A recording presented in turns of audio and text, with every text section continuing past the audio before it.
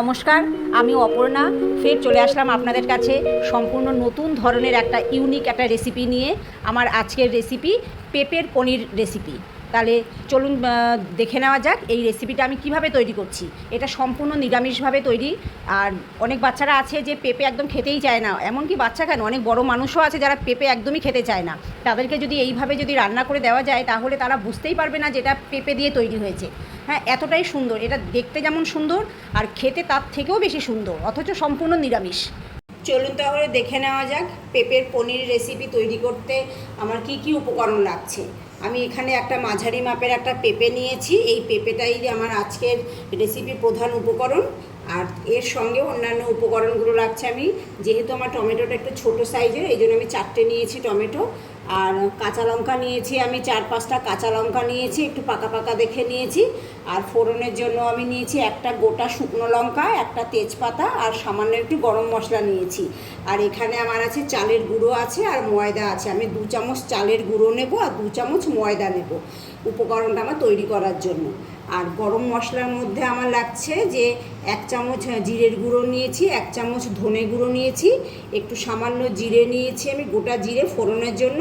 আর 1/2 চামচের থেকেও কম নিয়েছি আমি একটু কাশ্মীরি লঙ্কার গুঁড়ো, এটা শুধুমাত্র রং হওয়ার জন্য। এছাড়া আমি নুন, মিষ্টি, তেল আর হলুদ এটা আমি আমার পরিমাণ মতন দেবো, যখন রান্না করব তখন আমি দেখিয়ে দেবো।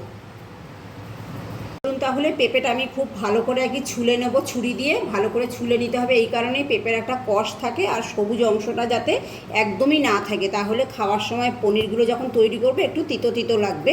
এই জন্য পেঁপেটা আমি খুব ভালো করে খোসা ছাড়িয়ে ধুয়ে ছোট ছোট করে টুকরো করে মিক্সিতে পেস্ট করে নিয়ে আমি আসছি। এই দেখুন আমি পেঁপে পেস্ট করে নিয়েছি মিক্সিতে, খুব ভালো করে পেঁপেটা পেস্ট করেছি। আর এর সঙ্গে আমি 2 চামচ ময়দা আর 2 চামচ চালের গুঁড়ো দিয়ে ভালো করে চামচ দিয়ে মিশিয়ে নিয়েছি। এবার আমি যাচ্ছি পরের পার্টে। এবার এখানে দেখুন একটা থালা নিয়েছি আমি, এরকম থালার মধ্যে অল্প সামান্য তেল নিয়েছি। তেল নিয়ে থালাটাকে ব্রাশ করে নিয়েছি আমি এইভাবে তেল দিয়ে। এবারে আমার এই পেস্টটা আমি আস্তে করে ঢেলে দিচ্ছি এখানে।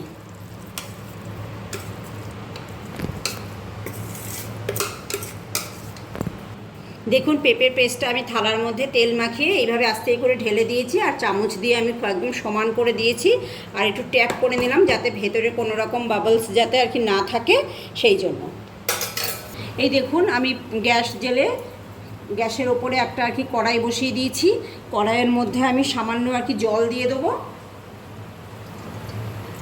এই জলটা যখন ফুটে উঠবে তখন আমি জলের ওপরে ওই পেঁপে পেস্টের থালাটা আমি বসিয়ে দেবো। এই দেখুন আমার কড়াইয়ে জলটা ফুটে গেছে। এবার আমি পেঁপে পেস্টটা আমি আস্তে করে বসিয়ে দেবো এর উপরে। ঢাকা দিয়ে দিচ্ছি। 5 মিনিট পরে আমি ফিরে আসছি। পনিরটা তৈরি হচ্ছে ততক্ষণ আমি এখানে মশলাটা তাহলে রেডি করে নিচ্ছি। আমি যে আর কি কাঁচা লঙ্কাটা নিয়েছিলাম, কাঁচা লঙ্কা আর টমেটোটা আমি একসঙ্গে পেস্ট করে নিচ্ছি। আর আমি আগে বলতে ভুলে গেছিলাম, যেহেতু এটা নিরামিষ রান্না আমি এখানে একটা আদা পাউডার ইউজ করব। সেই আদা পাউডারটা আমি এর সঙ্গে মিশিয়ে নেব। 2000 years later. দেখুন আমি 5 মিনিট বলেছিলাম, কিন্তু 5 মিনিট পর আমি ঢাকা খুলে দিয়েছি। খুলে দেওয়ার পরে আরও 10 মিনিট আমি এটাকে মানে ঢাকা সরিয়ে আরও ভালো করে ভাপিয়ে নিয়েছি। টোটাল 15 মিনিট সময় লেগেছে। এবার দেখুন এই সাইডটা দিয়ে যখন দেখবেন এরকম আলগা আলগা হয়ে যাচ্ছে, থালা থেকে আমার ওই মানে মেন যেটা জিস্ট সেটা আমার আলাদা হয়ে যাচ্ছে, তখন ভাববেন এটা হয়ে গেছে। আর ওপরে হাত দিয়ে দেখলাম যে মোটামুটি শক্ত হয়ে গেছে। একটা টুথপিক ঢুকিয়েও দেখলাম যে মানে কোনো রকম লেগে যাচ্ছে না, তখন ভাবলাম এটা হয়ে গেছে। এবার আমি এটাকে নামিয়ে নিয়ে ঠান্ডা করে নেব। এই দেখুন আমি এই গরম থালাটাকে এবার আমি একটা ছড়ানো থালা নিয়েছি, তার মধ্যে ঠান্ডা জল নিয়ে এইভাবে রেখে দিলাম। 5 মিনিট থাকলে আস্তে করে এটা ঠান্ডা হয়ে যাবে তাড়াতাড়ি। আর এদিকে আমার টমেটো আর কাঁচা লঙ্কার পেস্টও আমার রেডি হয়ে গেছে। একটু পরে আমি ফিরে আসছি। আমার থালাটা একদম ঠান্ডা হয়ে গেছে, এই হাত দিয়ে ধরছি, একদম ঠান্ডা হয়ে গেছে। এবার আমি ঠান্ডা জল থেকে তুলে নিচ্ছি। তুলে নিয়ে বরফির আকারে আমি এটাকে কেটে নেব একটা ছুরি দিয়ে। এই দেখুন বরফির আকারে কেটে নিয়েছি পনিরগুলো, একদম কত সুন্দর হয়েছে দেখতে। কেটে নেওয়ার পরে আমি একটু ঠান্ডা করে অন্য একটা প্লেটের উপরে তুলে নিয়েছি। এবার আমি একটা আর কি কড়াই বসিয়ে দিয়েছি। কড়াইতে আমি তেল দিয়ে দিয়েছি, তেলটা গরমও হয়ে গেছে। এবার আমি আস্তে আস্তে ভেজে নেব, তাই তো।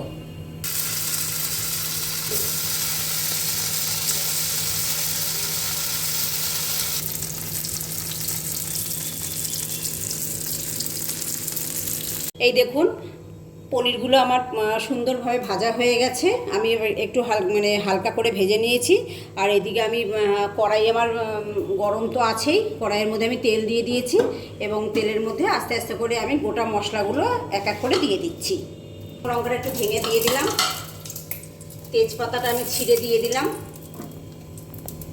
গোটা জিরে, গোটা গরম মশলা এটা দিয়ে দিলাম।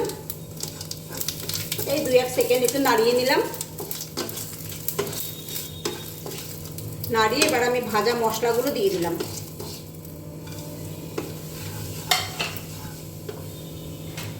মশলা দিয়ে সঙ্গে সঙ্গে আমি একটু জল দিয়ে দিলাম। এবার আমি কাঁচা লঙ্কা আর টমেটোর যে পেস্ট তৈরি করা ছিল সেটা দিয়ে দিলাম। মশলার সঙ্গে ভালো করে মিশিয়ে নিচ্ছি এবং এটাকে আমি কষতে দেব। আমি 1/2 চামচ আদার পাউডার দিয়ে দিলাম। আমি 1/2 চামচ মতন লবণ দিয়ে দিলাম। সামান্য হলুদ দিয়ে দিলাম।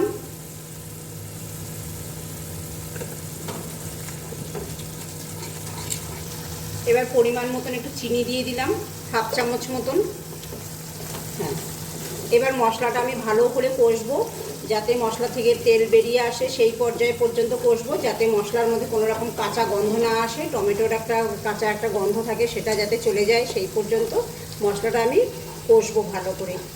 এটা একটা নিরামিষ রান্না, ভেজ রান্না, সেই জন্য আমি একটু ক্রিমি টেক্সচারটা আনার জন্য একটু আর কি মেয়োনিজ দিয়ে দিলাম 1 চামচ মতো। খুব সুন্দরভাবে কষা হয়ে গেছে। এবার আমি গরম জল দিয়ে দিলাম। রান্নাতে গরম জল দিলে একটু রান্নার টেস্ট একটু সুন্দর হয়, এই জন্য গরম জল ইউজ করলাম। এবার জলটা ফুটে উঠলে আমি একে একে করে পনিরগুলো ছাড়বো এর মধ্যে। ঝোল আমার ফুটে গেছে, এবার আমি একে একে করে পনিরগুলো সব দিয়ে দেবো। পনির দেওয়ার পরে আর বেশি সময় আর ফোটাবো না, ঠিক 2 মিনিট ফুটিয়ে নেব। হ্যাঁ, আমার রান্না হয়ে গেছে। এবার আমি ওপর থেকে একটু গরম মশলা দিয়ে দিলাম। আর যেহেতু নিরামিষ রান্না একটু ঘি দেবো, 1 চামচ ঘি দিয়ে এবার আমি ঢাকা দিয়ে রাখবো। তাহলে দেখলেন তো আমি আজকে পেঁপের পনির রেসিপিটা কিভাবে বানালাম। এইভাবে আপনারাও বাড়িতে বানাবেন। সত্যি এটা ভীষণ সুন্দর হয় খেতে। এটা দেখতে যত সুন্দর হয়েছে তার থেকেও অনেক সুন্দর হয়েছে খেতে।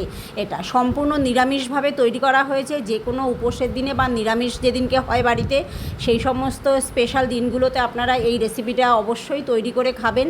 আশা করছি আপনাদের ভীষণ পছন্দ হবে এবং ভালো লাগবে। আর যদি পছন্দ হয়, ভালো লাগে খেতে, অবশ্যই আমাকে একটা লাইক করবেন, কমেন্ট করবেন এবং শেয়ার করবেন। আর আমার চ্যানেলটা প্লিজ আপনারা সাবস্ক্রাইব করে নেবেন।